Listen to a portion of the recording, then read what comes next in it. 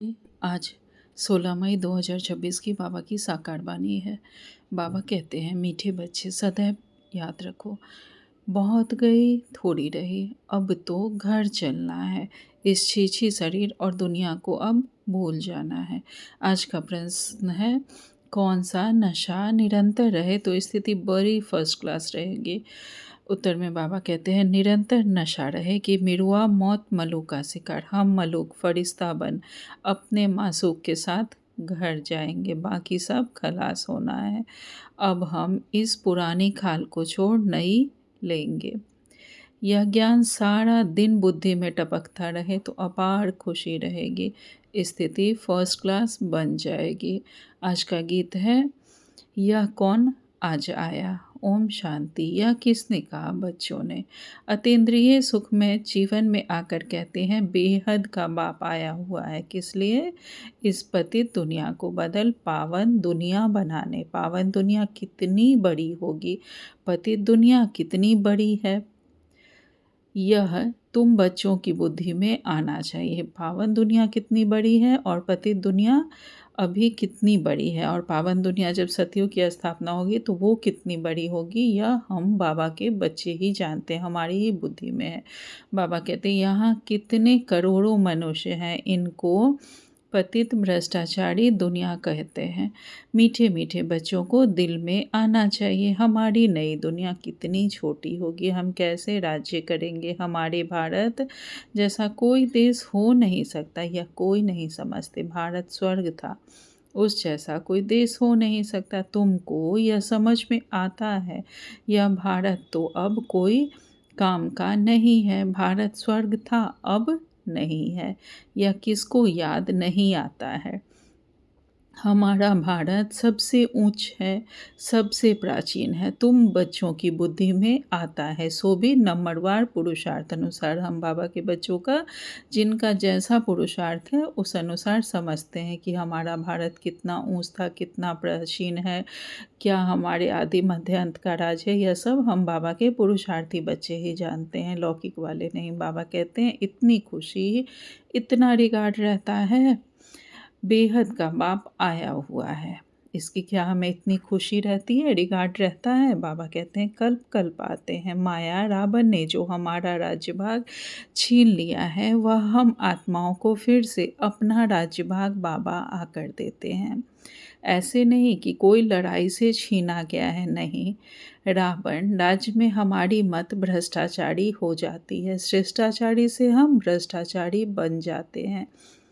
दुनिया देखो कितनी बढ़ गई है, हमारा भारत देश कितना छोटा है। स्वर्ग में कितने सुखी रहेंगे, हीरे जवाहरात के महल होंगे, वहाँ रावण होता नहीं। तुम बच्चों की बुद्धि में खुशी होनी चाहिए, अतीन्द्रिय सुख रहना चाहिए। बाप कहते हैं, देही अभिमानी बनो। देह का भान तोड़ने के लिए बाबा ने कहा था, 108 जत्तियों वाला कपड़ा पहनो। भल बड़े आदमियों से, जवाहरियों से कनेक्शन था, वह नशा टूटे कैसे, देही अभिमानी बनना पड़े। हम आत्मा है, यह तो हमारा पुराना शरीर है, इनको छोड़ नया फर्स्ट क्लास शरीर अब लेना है। सर्प तो एक खाल छोड़ दूसरी ले लेते हैं। तुम बच्चों की बुद्धि में ज्ञान है, यह पुरानी खाल छोड़ हम दूसरी नई लेंगे, फिर दूसरा शरीर मिलेगा। यह तो सारा ज्ञान बच्चों की बुद्धि में टपकना चाहिए। यह तो छीछी दुनिया है, इनको देखते हुए भी बुद्धि से भूलना पड़ता है। हम यात्रा पर जा रहे हैं, हमारी बुद्धि का योग घर तरफ जा रहा है। अभ्यास तो करना पड़े ना। यह शरीर भी पुराना है, दुनिया भी पुरानी है, साक्षात्कार कर लिया है। अब यह देह और देह के सब संबंध छोड़ घर जाना है। अंदर में खुशी होती है, अभी हमको वापस जाना है। बुद्धि योग वहाँ लगाना होता है। एक दो को यही सुनाना है, मन मना भाव। यह बड़ा जबरदस्त मंत्र है। भल गीता तो बहुत पढ़ते हैं, परंतु अर्थ नहीं समझते। जैसे और शास्त्र पढ़ते हैं, ऐसे पढ़ लेते हैं। यह किसकी बुद्धि में नहीं आएगा। हम भविष्य के लिए राजयोग सीख रहे हैं, बहुत गए, अब बाकी थोड़ा ही समय है। ऐसे ऐसे अपने को बहलाते खुशी में आना चाहिए। बहुत समय अर्थात बीत गया है, अब थोड़ा समय रहा है, अब तो हम संगम पर हैं। कलयुग जाने वाला है और फिर नया कल्प शुरू होने वाला है, सतयुग शुरू होने वाला है, आने वाला है। बाबा कहते हैं ऐसे-ऐसे अपने को बहलाते खुशी में आना है, यह तो सब खलास होना है, मिटवा मौत मलूक का शिकार। हम मलूकपन अपने मासूक के साथ चाहेंगे। यह आत्माओं का बैठ यह आत्माओं का बाप बैठ शिक्षा देते हैं, मिटवा मौत मलूक का शिकार। किसी का मौत होगा और किसी के लिए शिकारी के लिए खुशी होती है कि हमको शिकार मिला, तो हमारे लिए वो विनाश खुशी का समय होगा कि हमारे लिए सतयुग की स्थापना हो रही होगी और हम अपने पिता के साथ, अपने मासूक के साथ फिर साथ घर जाएंगे। बाबा कहते हैं यह आत्माओं का बाप बैठ शिक्षा देते हैं, है भी साधारण परंतु ऊँचते ऊँच है। बाप आए हैं बेहद का वर्षा देने, कल्प कल्प आते हैं। यह तो अभी छी दुनिया, ऐसी ऐसी बातें करनी होती है। इसको कहा जाता है विचार सागर मंथन। यह शास्त्र आदि तो जन्म जन्मांतर पढ़े हैं। हम भारतवासियों ने जितने जप तप आदि किए हैं उतना और कोई नहीं कर सकता। जो पहले पहले आए होंगे उन्होंने ही भक्ति की है और वही ज्ञान योग में भी तीखे जाएंगे। जो पहले पहले आए होंगे उन्होंने ही भक्ति की है और वही ज्ञान योग में हम बाबा के ज्ञानी बच्चे, हम भक्त भी बहुत अच्छे रहे हैं। इसीलिए बाबा कहते हैं जब भक्ति पूरी होती है तब हम ज्ञान में आते हैं। तो बाबा कहते हैं उन्होंने ही भक्ति की है और वही ज्ञान योग में भी तीखे जाएंगे, क्योंकि उनको फिर पहले नंबर में आना है, सतयुग में आना है। देखते हो कोई कोई तो बहुत अच्छा पुरुषार्थ करते हैं। तुम बच्चे जो इस रूहानी सर्विस में लगे हो उनके लिए तो बहुत अच्छा है, सचमुच भट्टी में बैठे हैं। यह बाबा कहते हैं वह संबंध अटूट हुआ है और जो गृहस्थ व्यवहार में रहते हैं वे सुनते सुनाते हैं तो पुराने से भी तीखे जा रहे हैं। क्या बाबा कह रहे हैं? वह संबंध अटूट हुआ है और जो गृहस्थ व्यवहार में बाबा के बच्चे रहते हैं वह सुनते भी हैं और दूसरों को भी, जो परिवार के सदस्य नहीं भी चलते हैं ज्ञान में, उन्हें भी सुनाते हैं। तो बाबा कह रहे वो तो पुराने वालों से भी तीखे जा रहे हैं। बाबा सभी को देख रहे हैं, अपने सब बच्चों को। बाबा कहते देखा जाता है नए आने वाले बहुत तीखे जाते हैं। तुम लिस्ट निकालेंगे तो मालूम पड़ जाएगा। पहले पहले तुम्हारी माला बनाते थे, फिर देखा कि कितने अच्छे अच्छे बच्चे 3-4 नंबर वाले भी निकल गए, एकदम जाए प्रजा में पड़े। अब तुम्हारी यह स्टूडेंट लाइफ है। जो बाबा के तीसरे चौथे नंबर वाले बच्चे थे वो भी निकल गए और वो प्रजा में चले गए। तो बाबा कहते हैं कि अब तुम्हारी यह स्टूडेंट लाइफ है, गृहस्थ व्यवहार में रहते साथ साथ यह कोर्स पढ़ते हो। बहुत बच्चे डबल कोर्स उठाते हैं, लिफ्ट मिलती है। तुम्हारा कोर्स है गृहस्थ व्यवहार में रहते हुए पढ़ना। इसमें भी कन्याएं बड़ी तीखी जानी चाहिए। कन्याओं के कारण कन्हैया व गोपाल का नाम गाया हुआ है। हैं तो गोप भी क्योंकि प्रवृत्ति मार्ग है ना। तुम सतयुग में देवी देवता धर्म के थे, यह लक्ष्मी नारायण प्रवृत्ति मार्ग में राज्य करते थे। यह तुम्हारी बुद्धि में टपकना चाहिए कि हम क्या बनते हैं। देवताएं कितने फर्स्ट क्लास हैं, उन्हों के आगे जाकर महिमा गाते हैं। आप सर्वगुण संपन्न 16 कला संपूर्ण हैं, हम पापी कपटी हैं, हम निर्गुण हारे में कोई गुण नहीं। अब इसमें भगवान को तरस नहीं खाना है, वह कृपा नहीं करनी है। वास्तव में तरस व कृपा तो अपने ऊपर ही करनी होती है। तुम ही देवता थे, अब क्या बन गए हो अपने को देखो, फिर पुरुषार्थ कर देवी देवताएं बनो। कहते हैं ना कि आत्मा अजर अमर अविनाशी है, तो फिर वो राम कृष्ण की आत्माएं कहाँ गई? वही आत्माएं फिर उतरती जाती हैं। कल की मुरली में था ना कि वही देवी देवताएं फिर वाम मार्ग में आते हैं तो उनके चित्र कैसे बना रहे हैं। तो बाबा कहते हैं कि तुम ही देवता थे, यह याद करो। अब क्या बन गए हो अपने को देखो, फिर पुरुषार्थ कर देवता बनो। श्याम से सुंदर बनने के लिए पुरुषार्थ करना पड़ता है। यह तो भक्ति मार्ग में कहते हैं। मरते थे फलाने की कृपा हुई, बच गए उनके आशीर्वाद से। कहते हैं ना कि भक्ति मार्ग में किसी साधु संत ने कृपा की, आशीर्वाद दिया, तो उनके आशीर्वाद से मरते-मरते बच गए। तो बाबा कहते हैं महात्मा आदि का हाथ पकड़ कर कहेंगे आपके आशीर्वाद चाहिए।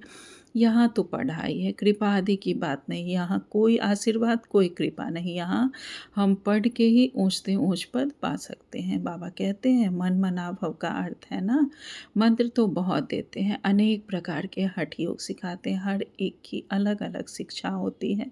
हठ योग के सैंपल देखने हो तो जयपुर के म्यूज़ियम में जाकर देखो, यहाँ तो कितने आराम से बैठे हो, बुद्धि में है, हमको फिर से बाबा राज्य दे रहे हैं। वहाँ ही अद्वैत देवी देवता धर्म था और कोई धर्म नहीं था। दो हाथ से ही ताली बजती है। एक धर्म है तो मारामारी नहीं होती। अभी है कलयुग, कलयुग पूरा होगा तो भक्ति भी पूरी होगी। अभी तो मनुष्यों की वृद्धि कितनी होती रहती है, भारत की धरती नहीं बढ़ती है। धरती तो वही है, बाकी मनुष्य कम जास्ती होते हैं, वहाँ मनुष्य बहुत कम होंगे। मनुष्य तो यही हो बाबा कहते वहाँ मनुष्य बहुत कम होंगे, दुनिया तो यही होगी। दुनिया कोई छोटी नहीं हो जाएगी। तो तुम बच्चों को बड़ी खुशी रहनी चाहिए। हम योग बल से अपना राज्य स्थापन कर रहे हैं बाप की श्रीमत पर। बाप कहते हैं माम एकम याद करो तो तुम्हारे पाप भस्म होंगे। आत्मा में ही खाद पड़ी हुई है ना, सिर्फ कहते हैं सतो रजो तमो, यह नहीं दिखाते कि आत्मा में ही खाद पड़ती है। पहले गोल्डन एजेड थे, प्योर सोना थे, फिर चांदी पड़ती है, उनको सिल्वर एज कहा जाता है। चंद्रवंशी त्रेता में अंग्रेजी अक्षर कितने अच्छे हैं, गोल्डन, सिल्वर, कॉपर, फिर आयरन। बाप समझाते हैं आत्मा में खाद पड़ी है, वह निकले कैसे? सतो से तमो बनी है, फिर तमो से सतो कैसे बने? समझते हैं गंगा स्नान करने से सतो प्रधान बन जाएंगे, हम पवित्र बन जाएंगे, परंतु यह तो हो ना सके। गंगा स्नान आदि तो रोज करते रहते हैं, कोई तो नेमी हो जाते हैं, नहर पर भी जाकर स्नान करते हैं। तुमको बाप कहते हैं यह नियम रखो, बाप को याद करने का, याद का स्नान और यात्रा करो। हमें सिर्फ एक ही नियम रखना है। वो लोग नहर पे जाके गंगा स्नान करने का नियम करते हैं और हमें नियम करना है बाबा के बाबा के याद के स्नान का, ज्ञान के स्नान का हमें प्रैक्टिस करना है, नियम रखना है। बाबा कहते हैं यह नियम रखो, बाप को याद करने का, याद का स्नान करना है, याद की यात्रा करनी है। ज्ञान स्नान भी कराते हैं, योग की यात्रा भी सिखलाते हैं, बाप ज्ञान देते हैं। इसमें योग का भी ज्ञान, सृष्टि चक्र का भी ज्ञान है, बाकी शास्त्रों का ज्ञान तो बहुत देते हैं। योग को जानते ही नहीं, हठ योग समझ लिया है। योगाश्रम तो ढेर है, मन मनाभव का मंत्र देंगे, लेकिन सिवाय बाप के और कोई भी मनुष्य के पास यह ज्ञान नहीं है। बाबा के सिवाय यह ज्ञान और किसी साधु सन्यासी के पास नहीं। अब 84 जन्म का चक्र पूरा हुआ, फिर नई दुनिया होगी। तुम्हारी बुद्धि में है झाड़ की वृद्धि कैसे होती है। यह रजाएं स्थापन हो रही है, सब इकट्ठे थोड़े ही जाएंगे, ब्राह्मणों का झाड़ तो बहुत बड़ा होगा, फिर थोड़े थोड़े करके जाएंगे, प्रजा बनती रहेगी। थोड़ा भी कोई ने सुन लिया तो प्रजा में आ जाएंगे, सेंटर्स बहुत वृद्धि को पाएंगे। पहले ही बाबा ने यह बात कह दी थी। बाबा कहते हैं प्रदर्शनियाँ ढेर जहाँ तहाँ होती रहेंगी, जैसे मंदिर टिकाने निकलते जाते हैं वैसे तुम्हारी प्रदर्शनी भी गांव-गांव में होगी। जैसे मंदिर जहाँ तहाँ बनते रहते, वैसे हमारे बाबा की भी प्रदर्शनी, बाबा का ज्ञान भी गांव-गांव में फैलता रहेगा। घर घर में प्रदर्शनी रखनी होगी, वृद्धि को पाते जाएंगे, इसलिए आखिर इन चित्रों की भी छपाई करानी पड़ेगी। सबके पास बाप का पैगाम जाना है। तुम बच्चों को बड़ी भारी सर्विस करनी है। अभी यह प्रोजेक्टर प्रदर्शनी का फैशन निकला है तो गांव-गांव में दिखाना पड़ेगा। वह अच्छी रीति उठाएंगे, शिव जयंती गाई जाती है, परंतु वह कैसे आते हैं यह किसको पता नहीं है। शिव पुराण आदि में यह बातें हैं नहीं। यह बातें तुम सुनते हो, सुनने के समय अच्छा लगता है, फिर भूल जाते हो। बाबा कहते हैं अच्छी रीति पॉइंट्स धारण होगी तो सर्विस भी अच्छी रीति कर सकेंगे। हमें रोज़ प्रैक्टिस करनी है कि मुरली में हम सबको यह टेंशन रखना है कि आज बाबा ने मेरे लिए क्या कहा है, और जो भी पॉइंट हमें टच कर रही है उसे हमें ज़रूर उसका विचार सागर मंथन भी करना है और उसे स्वयं में धारण करने की प्रैक्टिस करनी है और उसका हम स्वरूप बन जाए। आज बाबा ने मेरे लिए क्या कहा है, इस बात को हम ध्यान में रखकर कभी भी मुरली सुने। बाबा कहते हैं अच्छी रीति पॉइंट्स धारण होगी तो सर्विस भी अच्छी कर सकेंगे। पॉइंट्स अच्छे से धारण करेंगे तो सेवा भी हम अच्छे से कर सकेंगे। बाबा बहुत गृहस्थों के लिए, सेंटर्स के लिए, सबके लिए बाबा पॉइंट बताते हैं। तो बाबा कहते हैं परंतु सब पॉइंट्स किसको धारण नहीं होती हैं। भाषण करके आएंगे फिर ख्याल में आएगा अर्जुन यह पॉइंट्स भी समझाते थे तो अच्छा था। जिनको देह अभिमान नहीं होगा वह झट बताएंगे। भाषण कर फिर विचार करेंगे हमने सब पॉइंट्स ठीक समझाई, अर्जुन यह पॉइंट्स भूल गए। पॉइंट्स कोई साथ नहीं चलनी है, यह है सिर्फ अभी के लिए, फिर यह खत्म हो जाएगा। यह ज्ञान फिर खत्म हो जाएगा। अभी ही हमें पॉइंट्स को समझकर उसे स्वयं में धारण करना है, स्वरूप बनना है। बाबा कहते हैं फिर यह खत्म हो जाएगा। इन आँखों से जो कुछ देख रहे हो फिर सतयुग में यह सब नहीं होगा। तुमको ज्ञान का तीसरा नेत्र अब मिला है, अभी तुम त्रिनेत्री बनते हो। बाबा आकर तुमको ज्ञान देते हैं जो आत्मा धारण करती। यह ज्ञान हमारी आत्मा धारण कर रही है। आत्मा को तीसरा नेत्र मिलता है। यह ज्ञान कोई में नहीं है कि मैं आत्मा हूँ, इस शरीर द्वारा यह करता हूँ। बाबा हमको पढ़ाते हैं, यह बुद्धि में रखना, इसमें मेहनत है। बच्चों को मेहनत करनी चाहिए और खुशी में रहना चाहिए। बस अभी हमारा राज्य आया कि आया, तुम जानते हो हमारे राज्य में क्या क्या होगा। तुम बच्चों को तो बहुत खुशी होनी चाहिए कि हम इस पढ़ाई से राज्य लेते हैं। पढ़ने वाले को मर्तबा याद रहता है। हम पढ़ते हैं भविष्य के लिए। अच्छा पढ़ेंगे तो राजगद्दी पर बैठेंगे। जो जैसा पढ़ते हैं उन्हें पता होता है कि मैं फर्स्ट करूँगा कि सेकंड, थर्ड कि फेल करूँगा। तो बाबा कहते पढ़ने वाले को मर्तबा याद रहता है। हम पढ़ते हैं भविष्य के लिए। अच्छा पढ़ेंगे तो राजगद्दी पर बैठेंगे और अच्छे से नहीं पढ़ेंगे तो फिर प्रजा में दास दासियाँ बनेंगे। बाबा कहते हैं वे तो नामी ग्रामी हो जाते हैं। अभी लिस्ट निकाले, माला बनाए तो सब कहेंगे फलानी बच्ची को हमारे पास भेजो। रिफ्रेश करने, भाषण करने वाले को बुलाते हैं। जो जितना अच्छा भाषण करते हैं, समझा सकते हैं, उनको बुलाते हैं। तो उनका रिगार्ड भी रखना चाहिए।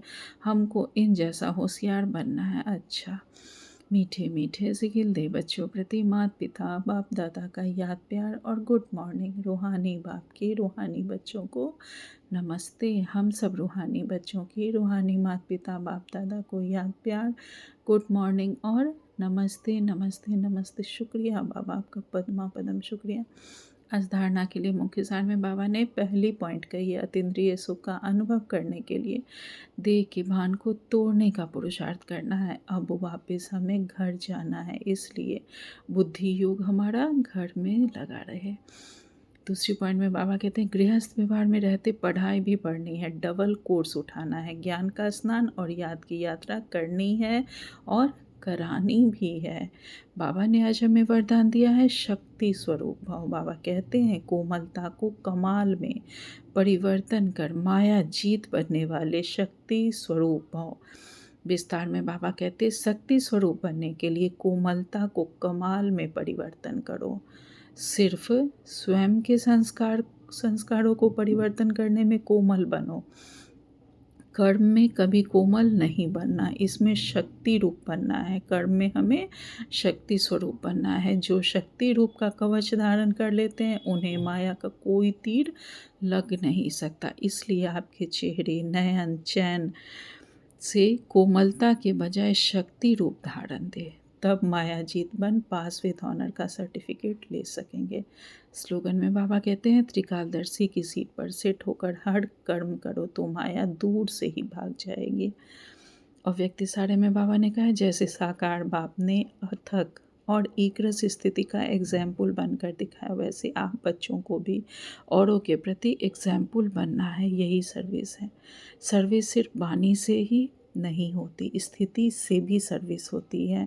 तो समय प्रमाण अब अपनी स्थिति एक रस बनाओ। जब हमारे अंदर वो शांति का स्वरूप होता है तो आसपास के लोगों को भी यह अनुभव होता है। अच्छा, ओम शांति। शुक्रिया बाबा।